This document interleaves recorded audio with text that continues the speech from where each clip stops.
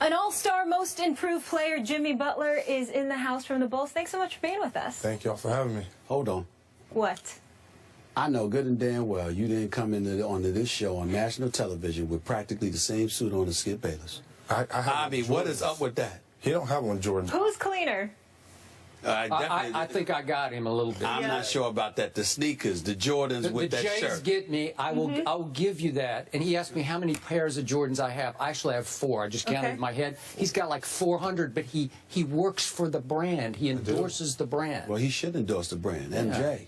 We need to get Skip some sky blue Jays. I've got sky blue. I've got that exact pair. These. I do not, maybe not your pair, but you know. Photo op. Let's put it on Instagram. Jimmy Butler and Skip Bayless with the same wardrobe. Y'all need to change this subject. Wow. You change this subject. Great minds think alike. All right, we have to put you on the hook here. Let's get right into it. What led to you re-signing with the Bulls? I started in Chicago. I think the fans have embraced the way that I play. They've loved me whenever I wasn't too good of a player. And now I guess I'm okay. I'm pretty decent. So I think it was a place for me. Incredible. Well, you're better than decent. I'm proud of you, bro. Because first of all, let's make sure we understand this. The 20-point average, you know, the 35% shooting from three-point range, the 46% shooting from the field, being an all-star, the most improved player, defending better than most in this league. But more importantly than that, you're somebody who bet on yourself. You and I were together like the first game of the season in Chicago, and this guy couldn't reach an agreement with the Chicago Bulls, so he bet on himself, and this is what happened for you. I want to know how tough this season was for you. Were you worried at all, knowing that a contract year was coming, you bet on yourself, and obviously any kind of injury or anything like that could have cost you millions of dollars? It crossed my mind, but I was so confident in the work that I put in last summer that I knew what I was capable of. I knew what I was going to do this year. My trainer, Chris Johnson, who I call Dodo because he's not the smartest individual. Wait, he's sitting across the floor, right? He's definitely over there. Way to go, Dodo. Dodo. He prepared me extremely well, and he's doing the same thing this summer, and I'm still working to get better. Go ahead, Skip. Do you want to ask about Derrick Rose? Well, it's definitely coming. Okay, we got to do it. Go ahead. Go ahead. I'm going to tell you what I hear from a lot of people I know in Chicago, where I once worked. That Derrick Rose is a little threatened by you because you have emerged as, at this point in your career, maybe a little better all-around player than he is, given his knee issues, which are ongoing. And that he's just a little threatened. You've been quoted as saying you have absolutely no problem with Derrick, and I believe that 100%. But have you felt, or how much have you felt, a little friction on his part back to you?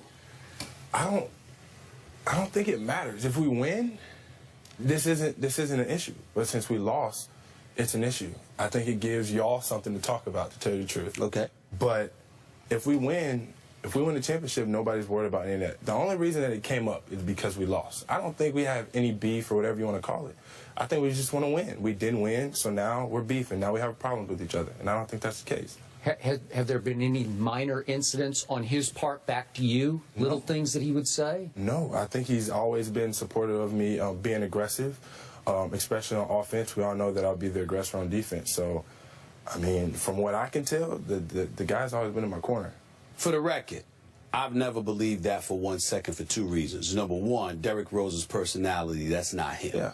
Number two, and more importantly, the greater Jimmy Butler is, the better it is for D. Rose because it takes more pressure off of D. Rose. And we've always said for years that D. Rose needed some help at the guard spot so he could get somebody that could feed off of him and he could feed off of them and they can go from there.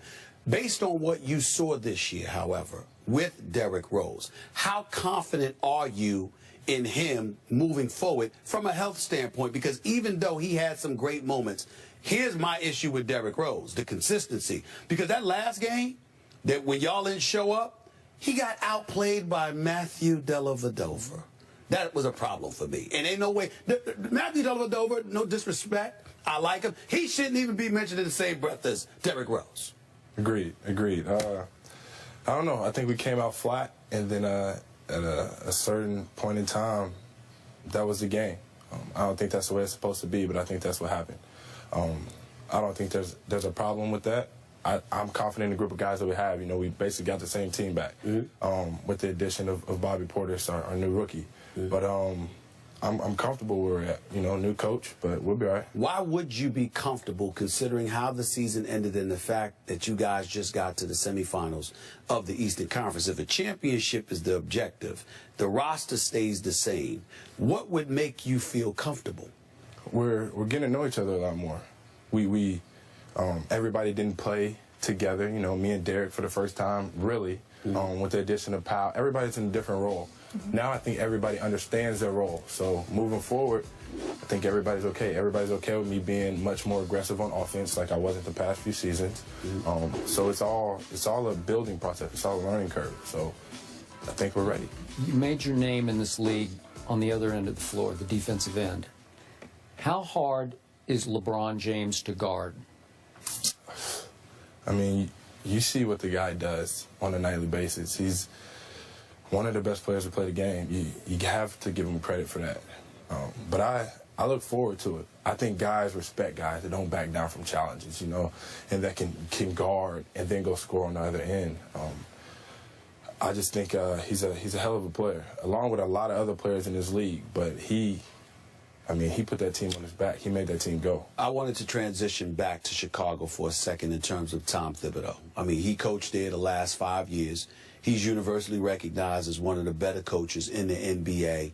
Y'all won 50 games last year. You get to the semifinals of the Eastern Conference, and Tom Thibodeau is without a job. What was it like last year? Because he clearly had lame duck status attached to him as a coach, regardless of what anybody tries to deny. That was a fact, and it's proven now that he's gone. What was it like for you guys playing under him, not just last year, but in your career? What has it been like for him, like playing under him? It was great for me. You know, this is my first coaching change, so it's something I haven't experienced before. I think Tibbs is really great at what he does. You know, you could talk about how everything came up that he was going to get fired after last season, but his job was still to win games. That's what he tried to do to the best of his abilities. I still have a relationship with him. I don't think that that's a problem. I mean, he was my coach for the first 4 years while I was in this league. He's a good guy, and I know he's going to be back in this league very soon. So, should the Cavs still be favored to win the East? You think I'm going to say yeah to that question? I'm just curious. Well, I'm curious to hear what you say, because I think you're starting to come out of your shell a little bit. I think I like our chances. I don't think anybody plays this game to lose, so I can't say that the Cavs are going to win the East. I think. So should you be the favorite? Of course. Why not? Okay. Why can't we be the favorite? You Yes, know they have why. LeBron. Yes, they have LeBron. You know why. Yes, they have LeBron. That's okay. He's been beat before. I mean, not by us, but it's possible. Anything's possible. Well, I must admit to you, let me just say it to your face. Last year, we walked into the season, and the mentality was it was about Cleveland and Chicago. Even though Atlanta came out of nowhere, I knew they weren't beating Cleveland in the Eastern Conference Finals, and they lucked up with the seeding that they had, because I felt if they faced y'all, they probably would have lost to y'all in the playoffs. Having said all of that, this is a different year. And when we talk about Cleveland, forget Cleveland. That's a given. Because of LeBron, they'll be there. I think Miami has eclipsed y'all. Oh, really? Has eclipsed. Yes, I said it. I said it. Okay. I mean, I know they got you, and they got Derrick Rose, and I'm a fan of Pau Gasol's. I don't know about the health of a Joakim Noah. That's a question mark. I don't know what Hoiberg is going to bring to the table, because he's replacing a great coach in Tom Thibodeau, all right? But I look at Miami.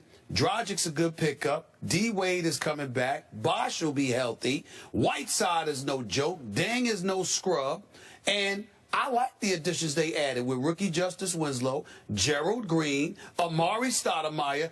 I look at the Chicago Bulls, and I'm not going to lie to you. I see the same old Bulls. Y'all are tough. Y'all ain't going to back down anybody. You got a lot of heart. You ain't scared of anybody. You're going to make the playoffs. But I think Cleveland and Miami are better right now. Okay. I can't change your mind. You are who you are. I will say that. But I'm sticking with us. They got two Houston guys in Winslow and Gerald Green, too. So that's right. Us Houston guys. That's right. Got some stuff too. Which means that's even more reason for you to be confident in them, because you believe in yourself and your homeboys. Yeah. So you got two homeboys that's on another team. You making my point. I like my city, but Chicago's my city now. Like, I've embraced it. They've embraced me. We got to take it. We have to. Listen, if you don't believe in yourself, nobody else will. Right, Clearly, he we're doesn't. not done. Will you stick around? I'll be here. All right, more Jimmy Butler after the break. This is Mellow First Jimmy Take Butler. from L.A. He's Cali cool right now. That's Kind the, of sound like that's he the got city a we're Barry in. White voice. Ball with Jimmy Butler. And Skip, we'll let you take I over. want to know a little bit more about Jimmy Butler, the emerging star. I read the other day that you had the guts to admit publicly that you actually like Taylor Swift's music. Could you please explain yourself? Well, we won't talk basketball. We'll talk a little Taylor Swift. Yeah. Her music's very catchy. Don't judge me. I think that it's something that I can listen to before a game because it's up to beat. It used to be country. I'm a big country fan. He's big, but he's Houston, Texas. I am. Okay. She's talking about Texas, by the way. And she switched over to like more pop. And so, you know, I dance and I sing to it, and I end up on the internet because of Nas and some of my other teammates. And, you know, I get hounded for it, but I am who I am. It's her or the music? The music. It's the music. It's the music. But I will tell you this. Look, man, I'm a Katy Perry fan. You see? So, I mean, What's your jam? That's a teenage. I mean, the California Fireworks? girls with her and Snoop Dogg. I mean, the whole bit. I love Katy Perry. Love Katy Perry. And then, you know, some people say Taylor Swift, but I say Katy Perry, and I'm from Hollis, Queens, so it's all right. It's all right. Skip, you have anyone you want to share? Why I don't everyone's know. It's sharing? not about me. It's about Jimmy. That's right. It's about. Yeah. It's about. But let me say this: as you look at so many players in the NBA, to piggyback off of what Skip was asking you, what do you think makes you different than what exists in the NBA today from other players? I think I am who I am. On the floor, off the floor. I'm not going to change. You know, I'm from a small town, not supposed to be here talking to y'all right now. Not supposed to be in the NBA, but I'm here. That doesn't change who I am as a person. I still love, you know, all of my fans, all the people that helped me to get here. And I'm going to continue to be that. After my career, while I'm playing, I will be who I am. Let's go back to your basketball team. Coach Tibbs was who he was, maybe to a fault. Give us some insight into why that decayed and finally ended so badly for him in Chicago. I don't know. I don't think that's my job. You know, that's the general management job. My job is to play basketball, help win games. Obviously, I did not have a problem with Tibbs. I think we have another great coach in Hoiberg. From where I'm sitting down, talking to him and listening to what he has to say and his plan moving forward, I mean, I think he knows what he's doing. Give me some insight into how concerned the team is, how concerned you think the city is, that the window of opportunity that y'all have is diminishing before our very eyes. Some people look at you guys and think that. To that you say what? I think we have to prove ourselves. We have to win. We can't keep saying this is our year, this is our year, this is our year, and not make it happen. It is a concern, but I really think that we're capable of it. You know, if everybody stays healthy and we just play together and play hard, we really can win. But, you know, I'm just saying it, like I said, the last year and the year before that, we got to make it happen. So your ex-coach played you more minutes than anybody. Do you want the new coach to cut that down just a little bit? Because I think management wanted to cut down just a little bit. Yeah, I want to play because when I was a rookie and I wasn't playing, I always was nagging, I want to play, I want to play, I want to play. Well, he gave me more minutes than anybody in the league. I can't complain, and I never will complain.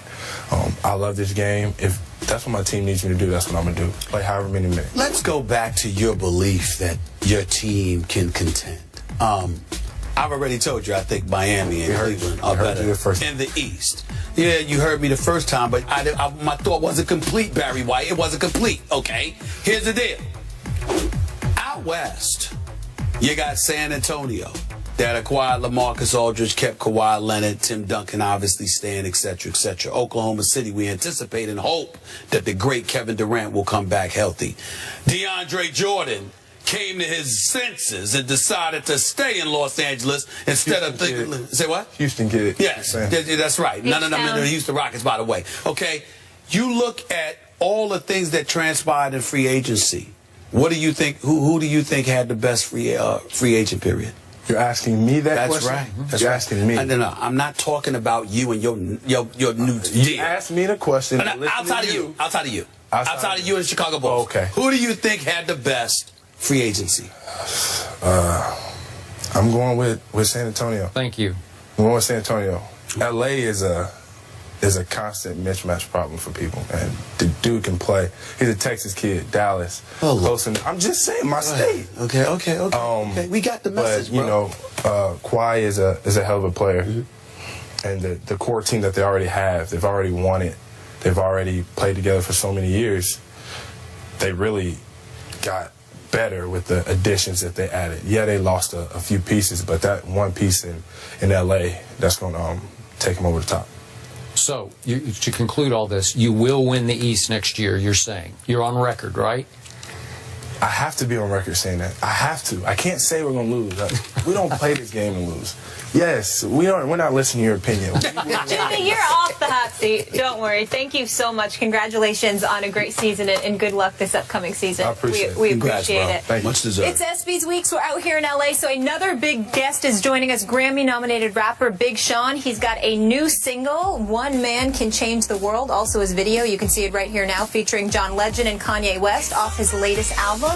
We'll talk to him on the other side of the break.